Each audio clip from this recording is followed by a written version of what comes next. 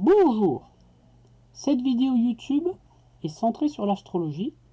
Elle est consacrée aux dates et aux implications de Mercure rétrograde pendant l'année 2020. Ici, le sigle astrologique de Mercure. Tous les ans, 3 fois par année, à intervalles réguliers de 3 mois environ, vue depuis la Terre, la planète Mercure rétrograde, c'est-à-dire qu'elle semble faire marche arrière. La rétrogradation est une illusion géocentrique due à la position de l'observateur sur Terre. Si on se place sur le Soleil, point de vue héliocentrique, la rétrogradation de Mercure n'existe pas. Dans le système solaire, Mercure est l'astre qui rétrograde le plus souvent, environ 3 fois par an. Comme les astres sont des signes, non des causes de ce qui va arriver, cela signifie que tout ce qui concerne Mercure est ralenti pendant la rétrogradation de Mercure qui dure environ 3 semaines consécutives.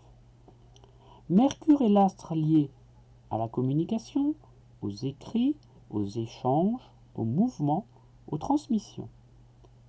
Quand Mercure rétrograde, tout ce qui concerne la communication, les écrits, les échanges, les mouvements est ralenti pendant la durée entière de la rétrogradation, donc pendant 3 semaines consécutives.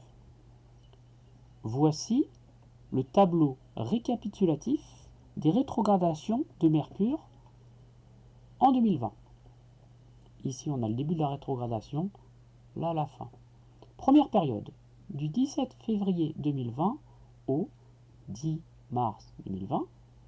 Seconde période, du 18 juin 2020 au 12 juillet 2020. Et dernière période de rétrogradation de Mercure pour l'année 2020, du 14 octobre 2020 au 3 novembre 2020.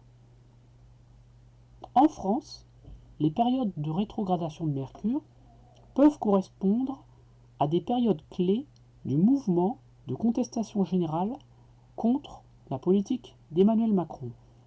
En effet, le mouvement des Gilets jaunes a débuté le 17 novembre 2018, le premier jour d'une rétrogradation de Mercure. À l'époque, donc le 17 novembre 2018, Mercure était situé à 13 degrés Sagittaire. Donc, durant ces 3 périodes, ici, le mouvement des Gilets jaunes peut s'amplifier.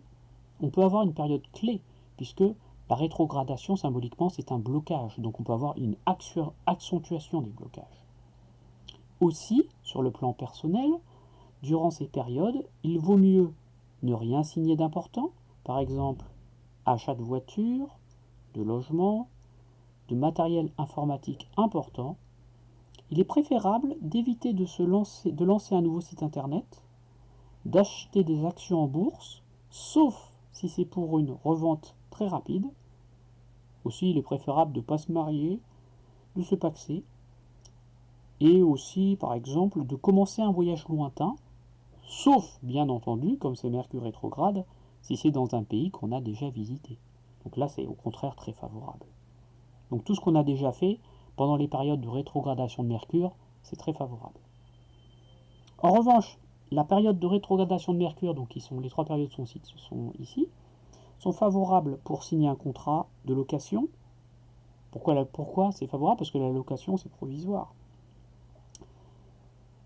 Et aussi pour signer un contrat à durée déterminée sur le plan du travail. Donc, en revanche, ce qui est favorable aussi, pendant les périodes de rétrogradation de Mercure, on peut négocier, les relectures sont favorisées, on peut retrouver d'anciennes connaissances, revoir des frères et sœurs, car Mercure est le significateur général de la fratrie. Aussi pendant ces périodes, les pertes d'objets, de courriers, les retards, les blocages, on l'a vu, sont plus fréquents, les embouteillages. Mais on peut aussi retrouver des objets qu'on a perdus depuis longtemps. Donc pendant les périodes de rétrogradation de Mercure, les voyages peuvent se faire avec du retard. On a remarqué que le nombre de pannes d'ascenseurs sont plus fréquentes. Aussi, on a beaucoup de soucis de connexion Internet. Mais, bien sûr, il faut être logique, hein, il est évident que pour une personne au chômage, si elle trouve du travail pendant ces périodes, il faut signer le contrat, hein, bien sûr. Mais encore une fois, pour trouver du travail, la période de Mercure rétrograde est plus favorable, a priori, pour un travail à durée déterminée que pour un travail à durée indéterminée. Maintenant, deuxième partie de la vidéo. Pour les personnes qui connaissent l'astrologie, je donne des précisions techniques. J'ai mis les degrés astrologiques exacts où Mercure change de direction pendant la rétrogradation. Voici le tableau. Donc voilà, donc j'ai rajouté les degrés ici et là. Donc les dates ne sont inchangées. Hein. Donc le 17 février 2020, Mercure rétrograde à 12 Poissons. Le 13 mars 2020, il redevient direct à 28 Verseau. Le 18 juin 2020, Mercure rétrograde à 14 Cancer. Mercure redevient direct le 12 juillet 2020 à 5 Cancer. Le 14 octobre 2020, Mercure rétrograde à 11 Scorpions. Et Mercure redevient direct le 13 novembre 2020 à 25 degrés de la Balance. Donc la période de rétrogradation, on l'a vu, touche tout le monde, mais plus précisément la maison astrologique dans laquelle Mercure rétrograde. Donc là, il faut avoir son thème astral et regarder dans quelle maison se produit chaque rétrogradation pour savoir quel est le secteur de vie sera touché par cette rétrogradation. Par exemple, si Mercure rétrograde dans la maison 10 d'un thème natal, on peut avoir un retard, un souci lié à la carrière, à la vie sociale pour les personnes qui ne travaillent pas. Et si Mercure rétrograde en maison 9, on peut avoir un problème, un retard lié à l'étranger sous toutes ses formes. Bien entendu, la rétrogradation de Mercure est d'autant plus importante si Mercure est important dans le thème astral, donc si Mercure fait partie des planètes dominantes. Donc là c'est un peu compliqué à expliquer. Et bien sûr si Mercure rétrograde près du Mercure natal, là aussi. Dans les révolutions solaires, si Mercure est maître de l'année, les rétrogradations sont à surveiller de près. Et les personnes nées avec Mercure rétrograde dans leur thème, on a souvent des périodes très importantes. Juste pour info, Emmanuel Macron est né avec dans son thème Mercure rétrograde. Donc chez lui, ça joue. Enfin, au niveau de la cyclicité, on peut regarder la dernière fois que Mercure a rétrogradé très proche, à proximité de ses degrés astrologiques. Comme ça, l'année 2020 peut être en analogie avec une année du passé. Donc j'ai cherché et j'ai trouvé l'année 2014. En effet, en 2014, on a eu une rétrogradation de Mercure très proche des degrés de rétrogradation de 2020. Regardez, Mercure a rétrogradé le 6 février 2014 à 3 Poissons, et le 17 février 2020, Mercure va rétrograder, parce qu'au moment où je fais la vidéo, on est en janvier, janvier 2020, va rétrograder à 12 Poissons, donc c'est pas très loin là, 3 à 12.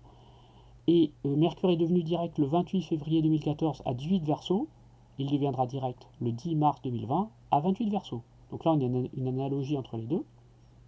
Donc concrètement, si une personne a eu un événement important dans sa vie entre le 6 février 2014 et le 28 février 2014, ou une problématique qui a commencé pendant cette période, il peut y avoir une suite le 17 février entre le 17 février 2020 et le 10 mars 2020, puisque Mercure rétrograde dans des zones qui sont proches. Ensuite, la deuxième période, la période de rétrogradation de juin 2020 est moins, la cyclicité est plus lointaine, donc là ça compte un peu moins. Parce que autant Mercure rétrograde bien en Cancer pendant les deux périodes, entre juin 2014 et juin 2020, mais en revanche il devient direct en changeant de signe. C'est-à-dire qu'en 2014, Mercure devient direct en Gémeaux à 24, et Mercure devient direct en Cancer. Donc là c'est moins vrai. Donc au niveau des cyclicités, c'est vrai pour février 2014, février 2020, on a une cyclicité, et octobre 2014, octobre 2020, car là on a une cyclicité qui est plus proche, en effet. Le 4 octobre 2014, Mercure a rétrogradé à 2 Scorpions, le 14 octobre 2020 à 11 Scorpion, donc on a le même signe, et Mercure devient direct dans le même signe aussi, regardez.